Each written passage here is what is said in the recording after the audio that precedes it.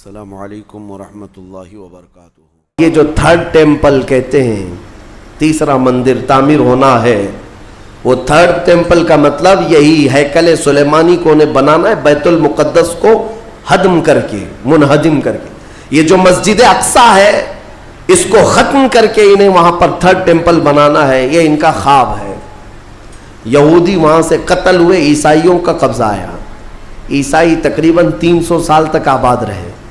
پھر ایک بادشاہ آیا، ایران کا بادشاہ تھا خسرو، اس نے بدلہ لیا اور اس کے بعد یہودیوں کو پھر سے آباد کیا۔ پھر اس کے بعد ٹائٹس نام کا ایک عیسائی بادشاہ آیا، اس نے پھر دوبارہ بیت المقدس پہ حملہ کیا، اس نے قریب 1 لاکھ کے قریب یہودیوں کو پھر قتل کیا۔ یہ قتل کون کر رہا ہے؟ عیسائی یہودی، عیسائی یہودی، اور دہشت گرد کوئی اور ہے۔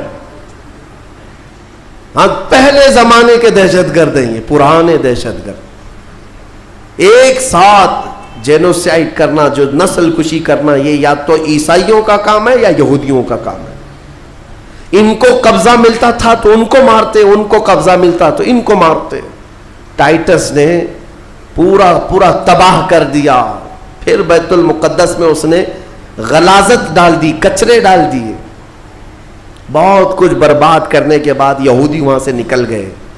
پھر میرے عزیزوں، وہ عیسائیوں کا تسلط ویسا ہی برقرار رہا۔ کب تک؟ جب تک سیدنا عمر ابن خطاب کا زمانہ آ گیا۔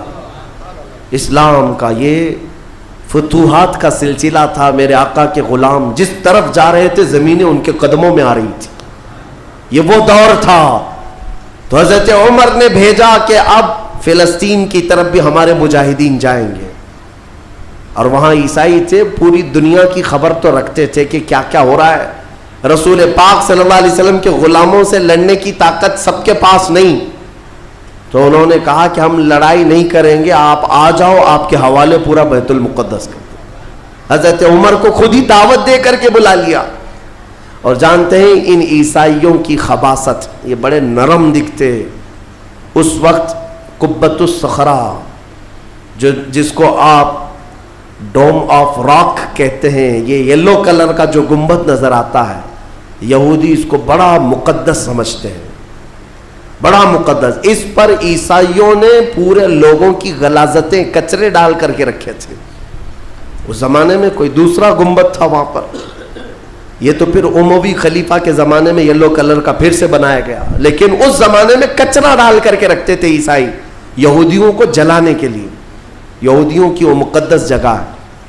پھر حضرت عمر فاروق رضی اللہ تعالیٰ جب تشریف لائے تو جانتے ہیں کس شان سے آئے تھے سیدنا عمر فاروق۔ مدینہ طیبہ سے نکل کر کے اپنے ایک تنہا غلام کے ساتھ بیت المقدس گئے، کوئی فوج لے کر نہیں گئے، اور وہ بھی ایسے کہ غلام کے ساتھ باری لگا لیا ہے، 1 میل میں گھوڑے پر بیٹھوں گا، 1 میل تو گھوڑے پہ بیٹھے گا۔ سفر میں 1 میل حضرت عمر بیٹھتے تھے گھوڑے پر، غلام رسی پکڑ کر چلتا تھا، 1 میل غلام بیٹھتا تھا، عمر فاروق رسی پکڑ کر چلتے تھے۔ دنیا کا اقتدار میرے آقا کے غلاموں نے یوں نہیں حاصل کیا، انہوں نے خود ہی کو فنا کر دیا تھا میرے آقا کی محبت میں۔ اور اتفاق ایسے کہ فلسطین جب پہنچے تو باری غلام کے بیٹھنے کی تھی، حضرت عمر رسی پکڑ کر کے بیت المقدس میں آ رہے ہیں، تو لوگ جو نئے لوگ تھے، عیسائی تھے، وہ سب جھپٹ پڑے امیر المومنین مسلمانوں کے، جن سے کیسو کسرا بھی کانپتے ہیں، گھوڑے پر تشریف لا رہے ہیں، تو سب ان کے استقبال کے لیے تھے۔ جو غلام تھا حضرت ابو عبیدہ بن جراح جو صحابی تھے، انہوں نے چیخ کر کے کہا، لوگوں گھوڑے پر بیٹھا ہوا امیر المومنین نہیں، رسی پکڑا ہوا امیر المومنین۔ اس شان سے وہ آئے اور اپنے ہاتھوں سے اس گنبد کے اوپر موجود پوری غلاظت کو حضرت عمر نے صاف کیا تھا۔ بیت المقدس کے ارد گرد جتنا کچرا تھا اپنے ہاتھوں سے صاف کیا، اور پھر وہاں پر اذان کی آواز گونجی۔ سیدنا عمر فاروق رضی اللہ تعالیٰ عنہ نے ظہر کی نماز وہاں پڑھائی اور عام خطبہ دیا، سارے لوگوں کو جمع کر کے کہا، اب گھبرانے کی ضرورت نہیں، اس ارض مقدس میں اسلام آ چکا ہے، جو عیسائی جو یہودی خوشی سے رہنا چاہے اس پر کوئی زور زبردستی نہیں، وہ اس ارض مقدس میں اقلیتوں کے اعتبار سے رہ سکتا ہے، اسے امن و امان دیا جائے گا، کسی کی عبادت گاہ نہیں توڑی جائے گی۔ میرے عزیزو، یہ اسلام کا احسان ہے۔